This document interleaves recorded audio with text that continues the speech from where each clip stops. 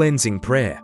Heavenly Father, in the name of Jesus Christ our Lord and Savior, by power of the Holy Spirit we pray that the cleansing power of the precious blood of your Son come upon us right now. Purify us and wash us with the blood of Jesus from the top of my heads down to the very soles of our feet.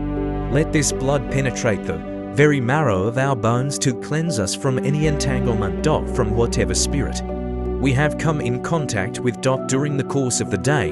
Anoint us with gift of the Holy Spirit and refresh our body, soul, and spirit.